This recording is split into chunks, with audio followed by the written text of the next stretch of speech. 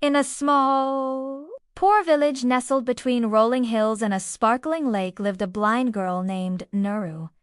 Despite her blindness, Nuru was known throughout the village for her extraordinary wisdom and calm nature. Her gentle spirit was like a soothing balm to all who knew her. Nuru's grandmother, Mama Abina, was her only family. The two lived together in a tiny hut with a dirt floor and a thatched roof. Though their home was humble, it was filled with love and laughter. Nuru never let her blindness define her. Instead, she used her other senses to perceive the world around her in ways that most people could not. She listened intently to the birds singing in the trees, felt the soft caress of the wind on her skin, and smelled the sweet fragrance of the flowers in the fields. One day, a wealthy, mysterious billionaire named Chief Kojo came to the village and asked for Nuru's hand in marriage. He offered a rich bride price, promising to give her a life of luxury and comfort. Many in the village were skeptical of Kojo's motives, but Nuru's grandmother saw an opportunity to provide for her granddaughter and accepted the proposal. On the day of the wedding, Nuru was adorned in beautiful garments and jewelry. She rode to the ceremony in a golden palanquin carried by 8 strong men. When she arrived at Kojo's mansion, she was stunned by its grandeur. It was a sprawling palace made of white marble with high walls and iron gates. However, she could sense something was amiss. There was an unsettling feeling of secrecy and deceit that sent shivers down her spine. As the celebration continued, Nuru noticed that Kojo was nowhere to be seen. Her grandmother told her that he was busy with important matters and would join them soon. But Nuru couldn't shake off the feeling that there were dark secrets hidden within the palace walls. After the wedding, Nuru was taken to a luxurious bedroom with a 4-poster bed draped in fine linen. She spent the first few days meeting Kojo's relatives and friends, all of whom seemed to be hiding something. Still, none had seen Kojo. A week after her wedding, Nuru finally met her husband. He had sent for her, and when she entered the room, she found him sitting in a large armchair by the window. The heavy curtains were drawn, so she couldn't see him clearly, but she could feel his intense gaze upon her. "Why did you marry me?" His voice was deep and resonant, echoing with sadness. "You came to my village and asked for my hand in marriage," Nuru replied, her voice soft yet firm.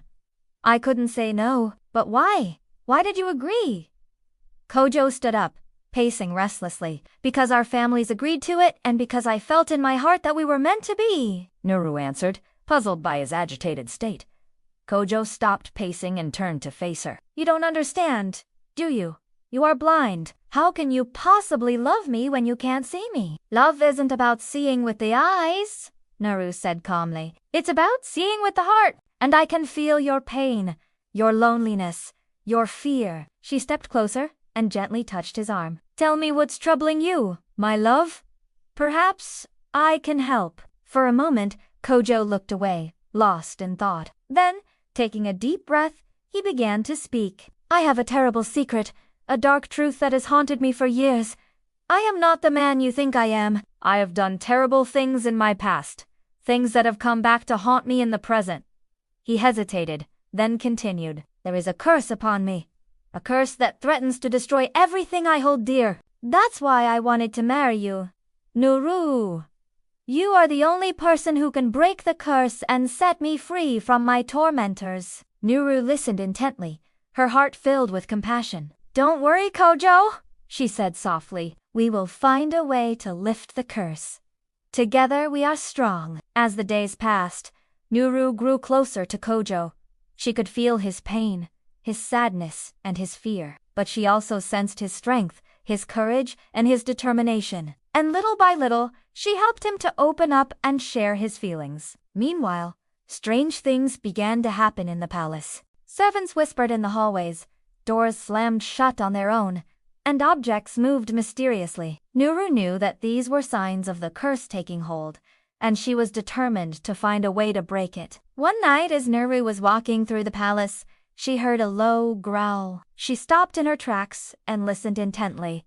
The growl came again, this time closer. Nuru's heart raced as she tried to locate the source of the sound. Suddenly, she heard the sound of heavy footsteps and a loud crash. Curiosity and determination filled her. With careful steps, Naru followed the sound to a set of heavy oak doors. She placed her hand on the cool, smooth surface and pushed them open. Behind the doors was a dark, dusty chamber. Naru hesitated for a moment, then stepped inside. As her eyes adjusted to the darkness, she saw something that made her gasp. In the center of the room was a magnificent lion, its fur as white as snow, its eyes shining like golden stars. The lion let out a loud roar, and Naru felt a surge of fear mixed with awe. "Don't be afraid, little one," a voice boomed. "I mean you no harm." Naru took a deep breath and calmed herself. "Who are you?" she asked, her voice echoing in the chamber. "I am the lion spirit," the voice replied. "And you, Naru, are the only person who can set me free." Naru frowned. "Free you? How?" "My master chief Kojo betrayed me years ago, and I have been trapped in this form ever since. Only the bride who loves him truly with all her heart can break the curse and set me free."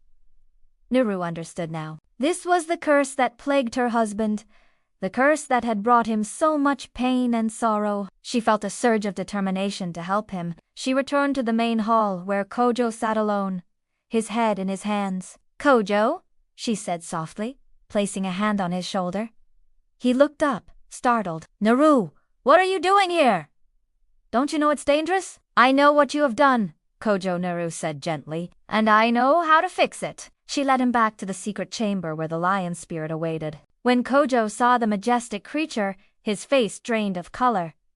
"I'm sorry," he whispered. "I never meant for this to happen." "You cannot change the past," Kojo Naru said firmly, "but you can make amends. Set the lion spirit free and face the guilt of your actions." Kojo nodded slowly, tears streaming down his face. He walked to the altar where the lion spirit stood and began to chant an ancient prayer. As he spoke the words of power, the spirit's form began to glow, and then with a loud roar, it vanished. As the last echoes of the chant faded away, a warm breeze filled the chamber, carrying with it the scent of fresh flowers and green grass. Naru smiled, knowing that the curse was broken and her husband was free. At that moment, the lion spirit appeared before them in its true form, a magnificent white lion. It nuzzled against Naru and Kojo, purring loudly, expressing its gratitude and affection. With the curse lifted, Kojo's true form began to emerge. The shadows that had clung to him dissipated,